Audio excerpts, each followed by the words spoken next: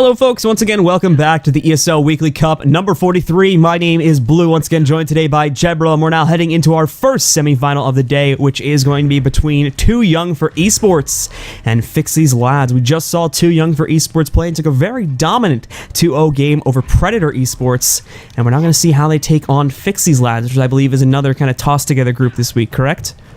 It does look like it, yes. I don't really know these guys too well. I recognise some of them. I could be wrong playing other characters, and account names elude me sometimes, but we can't. The reason we're doing this match, guys, is because the other one has indeed started already, because we're only streaming one this week, and we wanted to just give you a full game and have a look at a new potential team, or just thrown together team, which is pretty much what the other team is as well. So we will see how it goes. We could go over the red team builds very quickly as well, so we probably have some time. Alright, so let's take a look once again over here at the red team. First off, starting off with Fixie here, who I believe is going to be playing a pretty typical Flavor of the Month Thief build, and it does appear that is the case. Running with Sword Dagger, along with a Berserker's Amulet and Runes of Strength, that'll run the 20066 build. Pretty much the same exact thing as the Thief from the last game. Lots of dodges, not too much damage, but very high sustain because of the high uptime on his dodges. Moving on from that, Sakura, who I believe is going to be playing DD Elementalist here, 00266, along with Celestial Amulet and Runes of the Forge, which is an interesting kind of defensive choice there, but should still work very well if he does get focused, as again, he's going to get that protection whenever he gets dropped below 50% health there. And I think it gives it onto his allies too, right? No, it doesn't give it to allies, but just try to remember, it's been a while since we've seen a Forge rune, but again, we'll still get that protection for himself, so that'll be very good as well. Does it happen? I'm not 100% sure, but you might be right. I mean, if he gives protection, it might be the 15% increase as well. I'm not too sure. It depends if he gives protection. Yeah, I think maybe you might be right there. Well, I was just talking about the 6th tier on the Rune of Forge. He gets protection, so it's gonna be a very good defensive kind of defensive bit there. Well, we don't see it played too often, so we're just kind of explaining some of the mechanics of it there for anybody that hasn't seen it recently.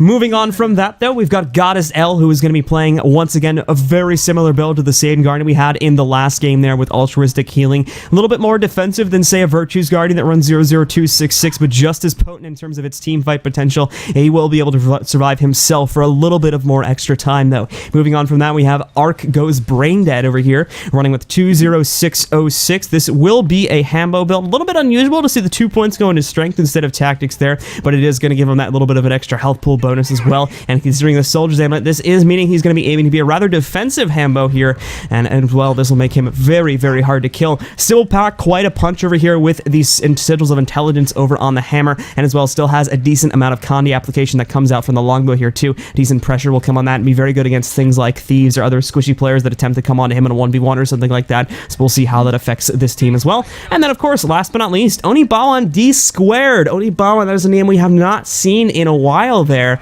but it is going to be, other than that, a fairly standard Condi NG, pretty much the same exact thing that this game was running in the last game there, with the only difference being some different tool, with the only difference being some different kit, as well as utility choices being used over here. He will be taking the Bomb Kit, Elixir Gun, and Elixir S. It's interesting that mix, because, you know, Bomb Kit, you normally associate that with kind of on point pressure, really. So, you know, then if that happens, he can escape, of course, with Elixir S. He won't be able to cap the point, though, unfortunately for him. But he does, of course, using that Elixir Gun, he gets that nice healing mist, which is from the of course the tool belt, which is a nice stun breaker as well. So he's got some nice utilities there to get out of the poo. And Elixir Gun, of course, does have that condition removal healing, and also that extra kind of reverse charge, which is quite nice, that just jump back that they can kind of do with that. So he's got lots of survivability in this build, so it's going to be pretty good, and he needs it if he's going to be using those bombs on the point. Indeed, indeed. But with that said, guys, we are pretty much ready to get started here. This is another best of 3 set. The first team to 2 points will be moving on to the grand finals, and will get guaranteed 800 gems per player for today. Second place team, or apologies, loser of this set, will unfortunately go home with nothing. But with that said, we are getting started here. Double cross coming out from the red team. A little bit of a short stealth there. Goddess actually does get caught out there for a second, but at the same time, they managed to catch 2 members of the blue team who never actually stealth, specifically Farah over here, getting hit pretty heavily by Fixie there at the moment. So with that said, blue team is going to be slowed down just a little bit here. I do actually think they will get the full cap, and then meanwhile over here on the Henge as well, the cap is not going to be had by members of the blue team, as we did see D Squared as well as Goddess L getting over there in the nick of time in order to stop that cap from happening. Back on mid as well, you do have Arco's Brain Dead and Lord Asura taking each other on. That'll probably be a very long 1v1, so we'll check in on that later. The main bulk of fighting is happening back over here at the Henge, so let's take a look at what is happening there, Jebro. Yeah, the moment is very stale. I mean, we see Goddess is kind of on the side of the node. Actually, they're just bailing out now. They've decided to actually, you know, rotate back to mid. As soon as they did get the point over on the mine, they might actually think about potentially trying to back that up because they have lost the cap. Because Fixis can't stay on the node at the moment. And, Sakura's is down, is in the down state. He is using the Mistspawn to try and keep that point muted while the FIFA is obviously getting out.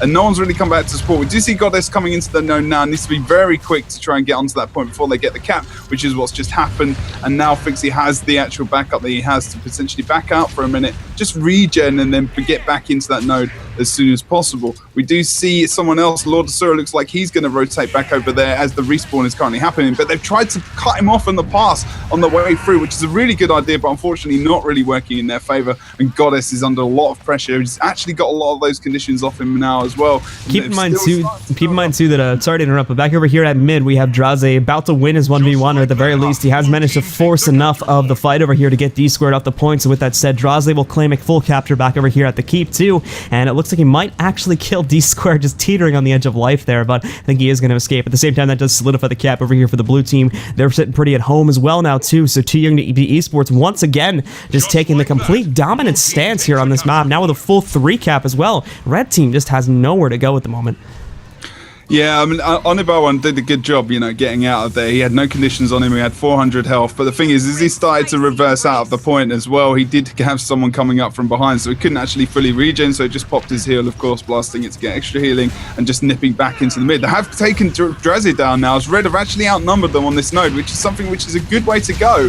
But they're not getting any caps again. You know, they're in that point in this fight where they've got 2 guys down and they've got 1 guy coming in, and they might get there was nice knockback there as well. Didn't see who did that. I think it was a Hammer 4 from Arc, I'm not too sure, but they're not actually succeeding in getting these guys down. They had 2 guys down on that node, and I don't think any of them are down. I don't believe there was any.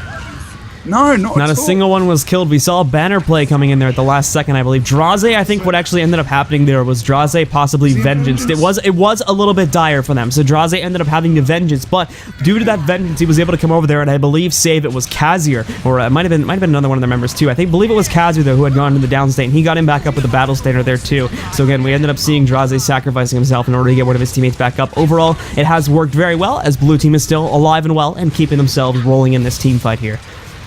Yeah, I mean, it was a good move from Dresden to keep it up, because they can back up that point, and now with the 2 side nodes, they can even just pull out. They've got that option, and Red are really, pigeonholing themselves into this mid fight, which they're not going to win anytime soon, really.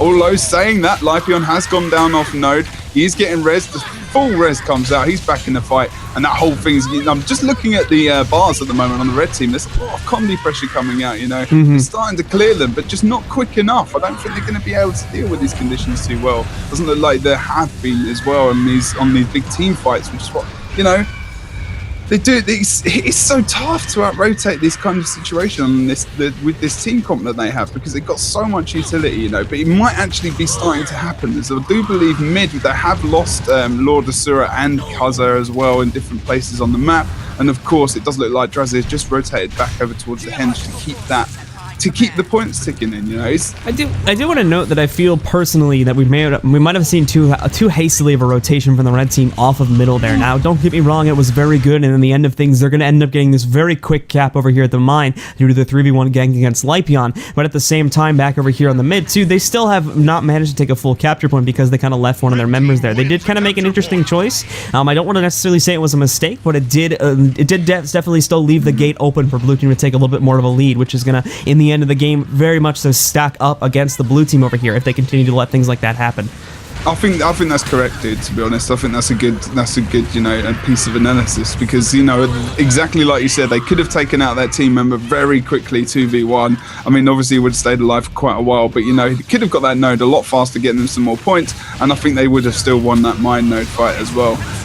But now we do see Farah is currently down, and also Lord Asura down on the point as well, and they need to try and kill these guys very quickly. I do believe I have some lag. Yeah, I'm getting a little bit here too, a little bit delay, but continuing on with the cast anyway here. We do actually see. I do. And be completely wrong. No, yeah. There's players saying in the map chat. We've had a disconnect. I mean, whole world's slowly falling apart here, but we got to keep the show rolling anyway, guys. And we'll let the admins take care of their business as the stream's going on. But talking a little bit here again, blue team has actually been thrown into a situation for the first time today, at least, where I personally feel they're at the disadvantage, because once again now, red team has had momentum going, and that is pretty much the enemy of the composition over here on the blue team. They cannot allow their opponents to get momentum. They need to keep fights going on the same point for as long as humanly possible, and as well they need to make sure they're taking decaps and initiating more and more of those fights there. But with that said, at the same time here, red team having that momentum at the same time has really hindered the blue team here. Blue team again, they were throwing their guys onto the midpoint time and time again, but they were not able to keep themselves on that midpoint quickly enough to where we could actually see it actually hurting the red team there. So red team once again, time after time, just knocking these guys out, and it has allowed them to take a pretty serious advantage at the point which they are now at a 3 cap. Now, to note this too, there has been 2 disconnects on the side of the blue team based on ESL's rules, with a legitimate disconnect being in play here, and the blue team, Too Young for Esports, having the lead. This is going to enable an option for them to actually reset the game, which I believe they have actually taken. So with that said, we're unfortunately going to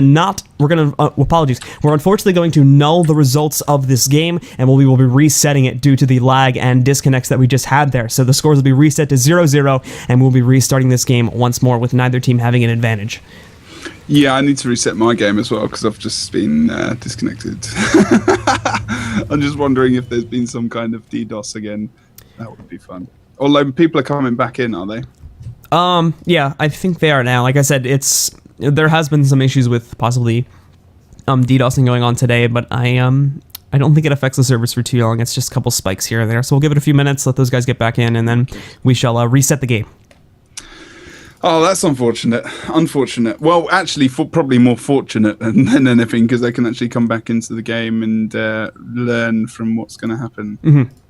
Might be worth. I don't know if it's worth going to a break. I think, to be honest, to talk just a little bit here, we probably will end up going to a break because we have to rotate the maps and everything as well. But to talk a little bit of strategy here for a second, to be honest, if anything, in terms of a strategy point of view, this will give a pretty big advantage to our red team. Who are they? Crap. Apologies. This will give a pretty big advantage to Fixis lads, in my opinion, because we saw a very much kind of an evolutionary thing that we see happen with a lot of team matchups in that game, where Fixis lads was not doing so well at the start of the game because they were kind of like, okay, these fights are taking really long, and they had to take a few minutes there to sit back and say, oh, how do we handle this? How do we appropriately spread ourselves out? By the middle of the game there, we saw them. They were doing an excellent job of that. They were handling the scenario very well, and I think that they've pretty much learned how to deal with that composition. So going into the reset game, I honestly feel like it's going to be a disadvantage to Too Young for Esports, not necessarily to Fixis lads. So we'll see how that pans out, though. I'm actually on an infinite loading screen here at the moment, so I'll have to restart my client anyway. So I think we will be going to a very short break, guys. We're going to take it should take hopefully 2 to 3 minutes here to just get us all back on the servers and pretty much get ready to go here for the restarted game. But we'll be right back with the continuation of this set in just a few moments, guys. Stick around.